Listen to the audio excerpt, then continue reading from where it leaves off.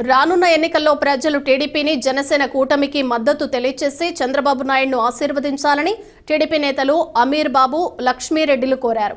కడప నగరంలోని నకాష్ ప్రాంతంలో టీడీపీ నేతల ఆధ్వర్యంలో బాబు పవన్ కళ్యాణ్ షూరిటీ భవిష్యత్ గ్యారంటీ కార్యక్రమాన్ని నిర్వహించారు.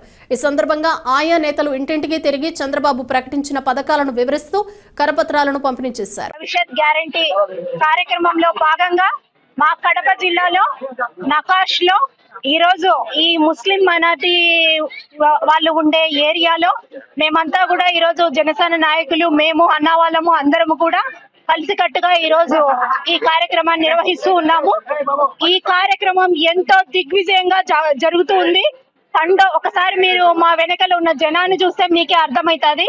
తండోపతండాలుగా జన సమూహం మా వెంట వచ్చి మహిళలు అందరూ కార్యకర్తలు తెలుగుదేశానికి సంబంధించిన వాళ్ళే కాకుండా మొత్తం ఇక్కడున్న ముస్లిం మైనారిటీ యువకులు ముఖ్యంగా ఇక్కడికి వచ్చి మాకు మద్దతు తెలిపి అమ్మ మన ప్రభుత్వమే వస్తుంది, త్వరలో వచ్చేది మన బాబు గారే అనేలాగా మాకు మద్దతు తెలుపుతూ వాళ్ళంతా కూడా డోర్ టు డోర్ వెళ్ళినప్పుడు ఇక్కడ ముఖ్యంగా ఈ ముస్లిం ఏరియాలో ఇక్కడంతా నకాష్ లో కొంచెం ఇబ్బందికర పరిస్థితులు ఉన్నాయి. ఎందుకంటే వాళ్ళు ఇక్కడ చాలా మంది జనాలు ఇక్కడ ఎంతో ఇబ్బందికర పరిస్థితుల్లో జీవనం సాగిస్తా ఉన్నారు. వారంతా కూడా ఇప్పుడు ఉన్న పరిస్థితులు, వాళ్ళకున్న ఇబ్బందులు, ఒక మైనారిటీ వ్యక్తి ఈ రోజు ముఖ్యమంత్రిగా ఉప ముఖ్యమంత్రిగా ఉన్న మోడీ కూడా ఆయన సపోర్ట్ చేశారు ఇండైరెక్ట్ గా.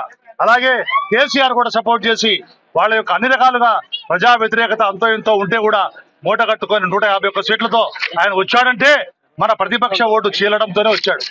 ప్రతిపక్ష ఓటు చీలకుండా ఉంటే ఆయనకు 100 సీట్లు కూడా రావు. అటువంటి పరిస్థితిని మా నాయకుడు గమనించి 2021లోనే ఇప్పటం ఆవిర్భావ మహాసభలో ఏం చెప్పాడంటే ఎటువంటి పరిస్థితుల్లో ఈ జగన్ మలాన్ని రానివ్వను, ఈ ప్రతిపక్ష ఓటుని చీలనివ్వను అని ఏ విధంగా చెప్పాడో దానికే కట్టుబడి ఉన్నాడు.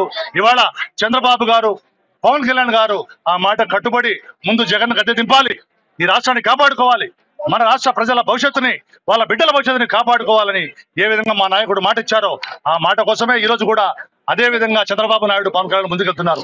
వాళ్ళు చాలా క్లియర్ గా ఉన్నారు.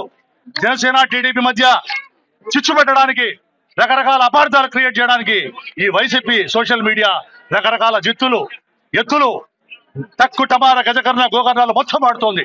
అయినా మాకు పూర్తిగా మా నాయకుల యొక్క మాట పైన విశ్వాసం ఉంది. మేము ఎటువంటి ప్రయత్నాలు, ఎటువంటి పరిస్థితుల్లో కూడా వీళ్ళ యొక్క జిత్తులకి, వీళ్ళ యొక్క ట్రాపులకి మేము లొంగం. మాకు పూర్తిగా మా నాయకుల పైన విశ్వాసం ఉంది.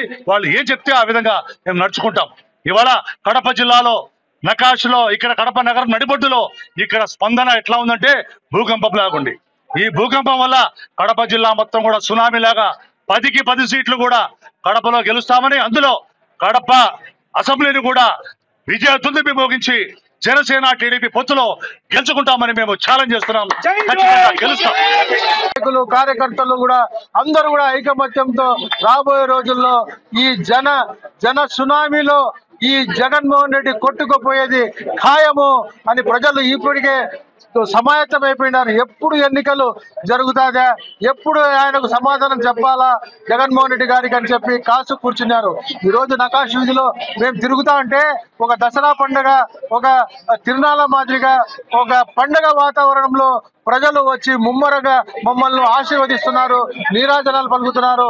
మీకు మేము తప్పకుండా సపోర్ట్ చేస్తాము, మద్దతు తెలుపుతాము, సైకిల్ గుర్తుకు అలాగే జనసేన పొత్తులో ఉండే భాగంగా మీకే ఆశీర్వదిస్తామని చెప్పి వాళ్ళే ముందుకొచ్చి మనకు ఆశీర్వదిస్తున్నారు. చాలా సంతోషంగా ఉన్నది.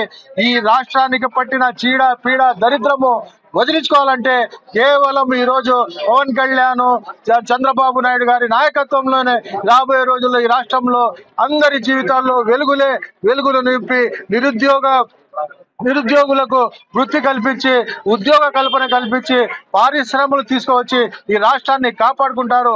ఏదైనా దేశంలో రాజధాని లేని రాష్ట్రం ఏదైనా ఉన్నదంటే ఆంధ్ర రాష్ట్రంలోనే.